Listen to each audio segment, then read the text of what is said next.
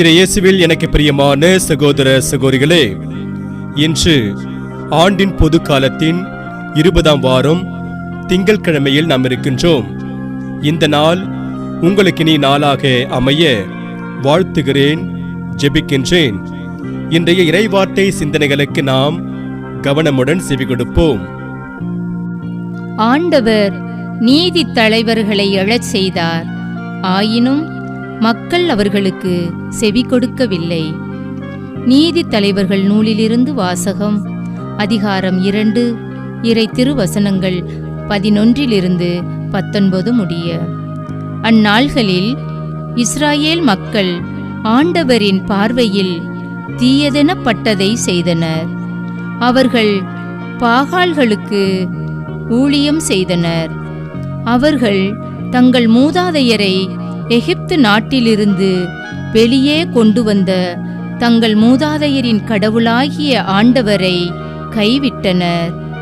தங்களை சுற்றி வாழ்ந்த மக்களினங்களின் தெய்வங்களை பின்பற்றி வழிபட்டு ஆண்டவருக்கு சினமூட்டினர். அவர்கள் ஆண்டவரை கைவிட்டு பாகாலுக்கும் அஸ்தரோத்துக்கும் ஊழியம் செய்தனர். இஸ்ரவேலின் மேல் ஆண்டவரின் கோபக் கனல் கனன்றது. எனவே அவர் கொள்ளையடிப்போரிடம் அவர்களை ஒப்படைக்க அவர்களும் அவர்களை கொள்ளையடித்தனர். அவர்களை சூழ்ந்திருந்த எதிரிகளிடம் ஆண்டவர் அவர்களை விற்றார். அதனால் அவர்கள் எதிரிகளின் முன் அவர்களால் எதிர்த்து நிற்க இயலாமல் போயிற்று. ஆண்டவர் அவர்களுக்கு ஆணையிட்டு கூறியது போல் அவர்கள் போருக்கு சென்ற பொழுதெல்லாம் ஆண்டவரின் கை அவர்களுக்கு எதிராக தீமை விளைவித்தது. அவர்கள் பெரும் துயரத்துக்கு உள்ளாயினர். ஆண்டவர் நீதி தலைவர்களை எழச் செய்தார். அவர்களை கொள்ளையடித்தவர்களின் கைகளிலிருந்து விடுவித்தார். ஆயினும் அவர்கள் தங்கள் நீதி தலைவர்களுக்கு செவி கொடுக்கவில்லை. ஏனெனில் அவர்கள் வேற்று தெய்வங்களை பின்பற்றி தொழுது வேசித்தனம் செய்தனர். தங்கள் மூதாதையர் ஆண்டவரின் கட்டளைகளுக்கு செவி கொடுத்து நடந்த நெறியை விட்டு விரைவில் விலகினர். ஆண்டவர் அவர்களுக்காக நீதி தலைவர்களை எழச் செய்த பொழுதெல்லாம் அவர் அந்த தலைவர்களுடன் இருந்து அத்தலைவர்களின் வாழ்நாள் முழுவதும் எதிரிகளின் கையிலிருந்து மக்களை விடுவித்தார். ஏனெனில் துன்புறுத்தப்பட்டு ஒடுக்கப்பட்ட அவர்களின் அழுகுரலை கேட்டு ஆண்டவர் அவர்கள் மீது இரக்கம் கொண்டார். ஆனால் அவர்கள் ஒவ்வொரு நீதி தலைவர் இறந்த பொழுதும் வேற்று தெய்வங்களை பின்பற்றியும் அவற்றுக்கு ஊழியம் செய்தும் அவற்றை வழிபட்டும் தங்கள் மூதாதையரை விட இழிவாக நடந்தனர். அவர்களுடைய தீய பழக்கங்களையும் முரட்டுத்தனமான நடத்தையையும் விட்டு அகலவில்லை. ஆண்டவரின் அருள்வாக்கு. இறைவனுக்கு நன்றி. பதிலுரை பாடல். திருப்பாடல் 106. பல்லவி. உம் மக்கள் மீது இறங்கும்போது ஆண்டவரே என்னை நினைவு கூரும். ஆண்டவரிட்ட கட்டளைக்கு மாறாக மக்களினங்களை அவர்கள் அழிக்கவில்லை. வேற்றினத்தாரோடு கலந்துரவாடி அவர்களின் வழக்கங்களை கற்றுக்கொண்டனர். பல்லவி. உம் மக்கள் மீது இறங்கும்போது ஆண்டவரே என்னை நினைவு கூரும். அவர்களின் தெய்வ சிலைகளை தொழுதனர். அவையே அவர்களுக்கு கன்னிகளாயின. அவர்கள் தங்கள் புதல்வர்கள் புதல்வியரை பேய்களுக்கு பலியிட்டனர். பல்லவி. உம் மக்கள் மீது இறங்கும்போது ஆண்டவரே என்னை நினைவு கூரும். அவர்கள் தங்கள் செயல்களால் தங்களை கரைப்படுத்திக் கொண்டனர். தங்கள் செயல்கள் மூலம் வேசித்தனம் செய்தனர். எனவே ஆண்டவரின் சினம் அவர் தம் மக்களுக்கு எதிராக பற்றி எறிந்தது. தமது உரிமை சொத்தை அவர் அருவருத்தார். பல்லவி. உம் மக்கள் மீது இறங்கும்போது ஆண்டவரே என்னை நினைவு கூரும். பன்முறை அவர் அவர்களை விடுவித்தார்.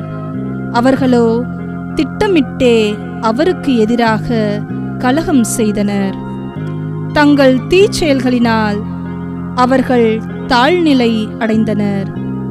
எனினும் அவர் அவர்களது மன்றாட்டுக்கு செவிசாய்த்து அவர்களது துன்பத்தை கண்டு மனமிரங்கினார். பல்லவி.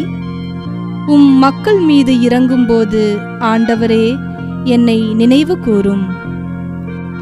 அல்லேலுயா, அல்லேலுயா. ஏழையரின் உள்ளத்தோர் பேர் பெற்றோர், ஏனெனில் விண்ணரசு அவர்களுக்கு உரியது. அல்லேலுயா.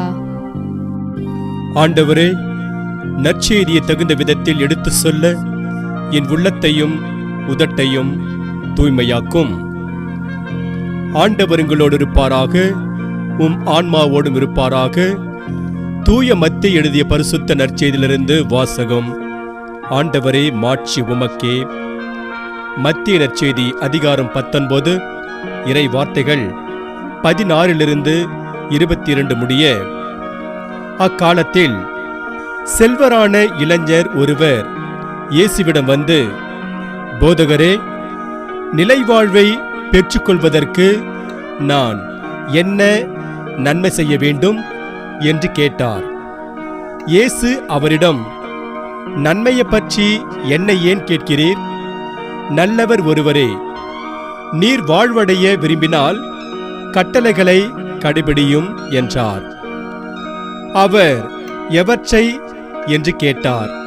இயேசு, கொலை செய்யாதே, விபச்சாரம் செய்யாதே, களவு செய்யாதே, பொய் சான்று சொல்லாதே, தாய் தந்தையை மதித்து நட, மேலும் உன்மீது நீ அன்பு கூர்வது போல் உனக்கு அடுத்திருப்பவர் மீதும் அன்பு கூர்வாயாக என்று கூறினார்.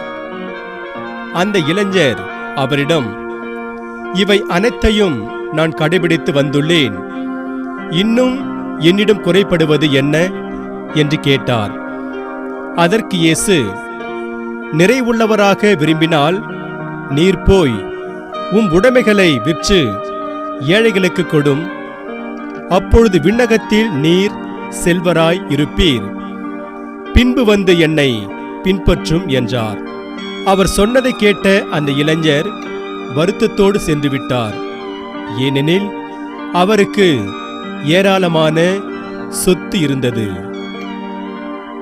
ஆண்டவரின் அருள்வாக்கு. கிறிஸ்துவே உமக்கு புகழ்.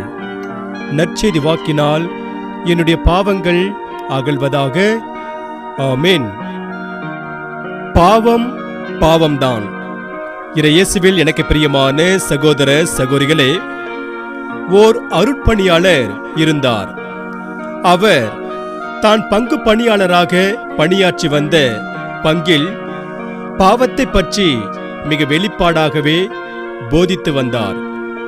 ஒரு நாள் அவரிடம் வந்த பெரியவர் ஒருவர், சாமி, உங்களுடைய போதனைகளில் பாவம் என்ற வார்த்தையை நீங்கள் அடிக்கடி பயன்படுத்துவதால் இப்பொழுது உள்ள இளைய தலைமுறை பாவத்தில் வீழ்ந்துவிட வாய்ப்பிருக்கிறது. அதனால் பாவம் என்ற வார்த்தைக்கு பதில் தவறு, குற்றம் போன்ற வார்த்தைகளை பயன்படுத்தினால் நன்றாகவே இருக்குமே என்றார். பெரியவர் இவ்வாறு சொல்லி முடித்ததும் அருட்பணியாளர் தன் மேசையில் இருந்த ஒரு பாட்டிலை எடுத்தார். அதை பெரியவரிடம் காட்டி, இந்த பாட்டிலில் விஷம், இதை குடித்தால் உயிருக்கு ஆபத்து என்று எழுதப்பட்டிருக்கிறது. இதில் நான் விஷம் என்ற வார்த்தைகளை அகற்றிவிட்டு ஊட்டச்சத்து மருந்து என்று எழுதி வைத்தால் என்னவாகும்? இதை பருகுகின்றவர் இறக்க வேண்டியதுதான். இதனால் பாவம் என்பதை பாவம் என்றுதான் வெளிப்படையாக போதிக்க வேண்டும். அப்போதுதான் பாவத்தின் விளைவுகளை எண்ணி மக்கள் பாவம் செய்யாதிருப்பார்கள் என்றார் அருட்பணியாளர். இதை கேட்டு பெரியவர் எதுவும் பேசாமல் அங்கிருந்து நகர்ந்து போனார். இயேசுவில் எனக்கு பிரியமான சகோதர சகோதரிகளே, பாவம் என்பதை பாவம் என்றுதான் சொல்ல வேண்டும். ஏனென்றால் பாவம் ஒருவரை கரைப்படுத்தி அவரை அழிக்கக்கூடாது. இன்று நாம் பதிலுரை பாடலாக பாட கேட்ட திருப்பாடல் இஸ்ரவேல் மக்கள் தங்களது செயல்களால் ஆண்டவருக்கு எதிராக பாவம் செய்து கரைப்படுத்திக் கொண்டதை பற்றி கூறுகிறது. இஸ்ரவேல் மக்கள் ஆண்டவருக்கு எதிராக செய்த பாவம் என்ன? மக்கள் செய்த பாவங்களை ஆண்டவர் மன்னித்தாரா என்பதை பற்றி நாம் சிந்தித்து பார்ப்போம். யூதா நாட்டினர் பாபிலோனுக்கு நாடு கடத்தப்பட்ட பின் பாடப்பட்ட ஒரு பாடல்தான் இன்று நாம் பாட கேட்ட திருப்பாடல் 106. இந்த திருப்பாடலை பாடியவர் யார் என்ற குறிப்பு இல்லை. ஆனால் இவர் மக்களில் ஒருவராக தன்னை அடையாளப்படுத்திக் கொள்கிறார். நானே உன் கடவுளாகிய ஆண்டவர், என்னை தவிர வேறு தெய்வங்கள் உனக்கிருத்தல் ஆகாது என்று விடுதலை பயண புத்தகத்தில் 20ஆம் அதிகாரம் 2 மற்றும் 3 வசனங்களில் ஆண்டவராகி கடவுள் மோசே வழியாக இஸ்ரவேல் மக்களுக்கு கட்டளை தந்தார். இக்கட்டளையை இஸ்ரவேல் மக்கள் கானான் நாட்டிற்கு சென்ற பிறகு வசதியாக மறந்துவிட்டு வேற்று தெய்வங்களை வழிபட்டார்கள். இவ்வாறு அவர்கள் தங்களை கரைப்படுத்திக் கொண்டனர், வேசித்தனம் செய்தனர். இதனால் அவர்கள் மீது பாபிலோனியர்களின் படையெடுப்பு ஏற்பட்டது. பாபிலோனியர்களால் நாடு கடத்தப்பட்ட மக்கள் அந்நிய மண்ணில் இருந்து ஆண்டவரின் இரக்கத்தையும் மன்னிப்பையும் நாடுகின்றார்கள். ஆண்டவரும் அவர்களது குற்றங்களை மன்னித்து அவர்களை அவர்களது சொந்த நாட்டிற்கு அழைத்து வருகிறார். நாம் கடவுளோடு உள்ள உறவில் என்றும் நிலைத்திருந்து பாவம் செய்யாமல் இருக்க வேண்டும். இதை நாம் உணர்ந்திருக்கின்றோமா என சிந்திப்போம். தங்களுடைய மகன் தோரியோவிற்கு சரியாக பசியை எடுக்கவில்லை என்று அவனுடைய பெற்றோர் அவனை நகரில் இருந்த குழந்தைகள் நல சிறப்பு மருத்துவரிடம் அழைத்து கொண்டு போனார்கள். மருத்துவர் அவனை பரிசோதித்து பார்த்துவிட்டு, நான் எழுதி கொடுக்கும் மருந்து மாத்திரைகளை இவனுக்கு சாப்பிடக் கொடுங்கள், நன்றாக பசி எடுக்கும் என்றார். தோரியோவின் பெற்றோரும் அதற்கு சரி என்று ஒப்புக்கொண்டு மருந்து மாத்திரைகளை வாங்கிக் கொண்டு மருத்துவமனையை விட்டு வெளியே வந்தனர். எல்லாமும் சேர்ந்து 500 ரூபாய்க்கு மேல் மாத்திரைகள் மருந்துகள் ஆயிருந்தது. அவர்கள் மருத்துவமனையை விட்டு வெளியே வந்தபொழுது பெண்மணி ஒருத்தி கையில் குழந்தையுடன், ஐயா, சரியாக சாப்பிட்டு 2-3 நாட்கள் ஆகின்றன, குழந்தை பசியில் அழுது கொண்டு இருக்கிறான், ஏதாவது கொடுங்கள் என்றாள். உடனே டோரியோவின் தந்தை தனது சட்டை பையிலிருந்து ஓர் 500 ரூபாய் நோட்டை எடுத்து அவளிடம் கொடுத்துவிட்டு வேகமாக நடந்தார். இதை பார்த்து அதிர்ந்து போன தோரியோவின் தாய், பிச்சைக்காரிக்கு எதற்கு 500 ரூபாய் தந்தீர்கள்? மனதில் பெரிய வள்ளல் என்ற ஒரு நினைப்பா என்றார். அப்படியெல்லாம் இல்லை, நம்முடைய மகனுக்கு பசிக்கவில்லை என்பதற்காக 500 ரூபாய் செலவழித்தோம். இந்த பெண்மணியின் குழந்தைக்கு பசிக்கிறது, அதனால் பசிக்காக நம் மகனுக்காக 500 ரூபாய் செலவழிக்கும் நாம் பசிக்கும் குழந்தைக்கு 500 ரூபாய் கொடுப்பதில் என்ன தவறு இருக்கிறது என்றுதான் அந்த பெண்மணிக்கு 500 ரூபாய் கொடுத்தேன் என்றார். இயேசுவில் பிரியமான சகோதர சகோதரிகளே, பசியோடு இருக்கும், பல்வேறு தேவைகளோடு இருக்கும் ஏழைகளுக்கும் வறியவர்களுக்கும் நாம் நம்மிடம் இருப்பதை கொடுக்க வேண்டும். அதை இந்த நிகழ்வு நமக்கு அருமையாக எடுத்து கூறுகிறது. இன்று நாம் வாசிக்க கேட்ட இறைவார்த்தை இறைவன் குடிக்கொண்டிருக்கும் ஏழைகளுக்கு கொடுக்க வேண்டும் என்ற செய்தியை தருகிறது.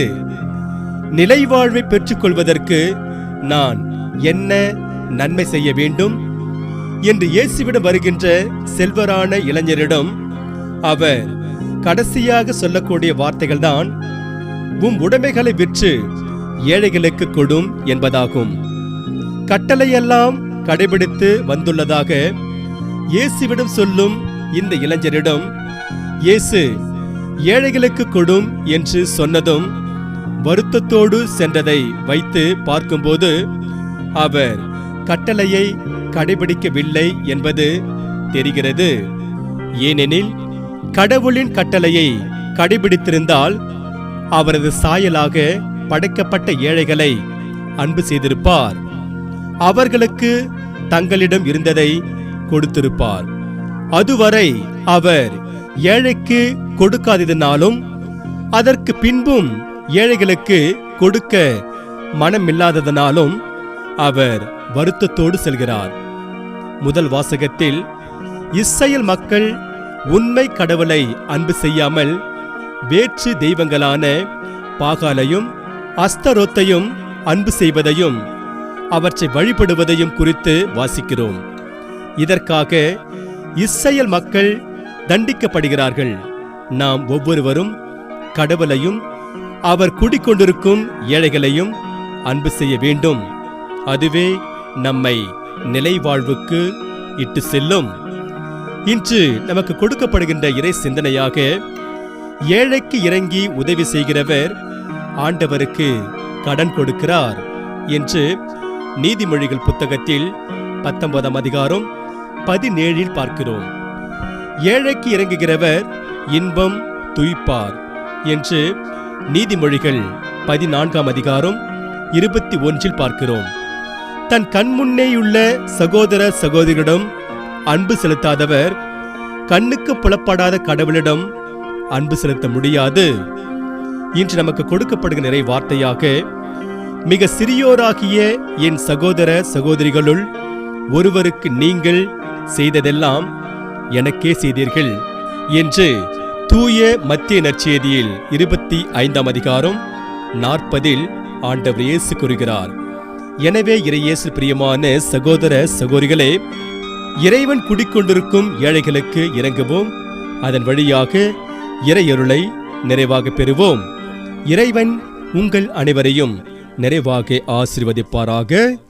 ஆமென்.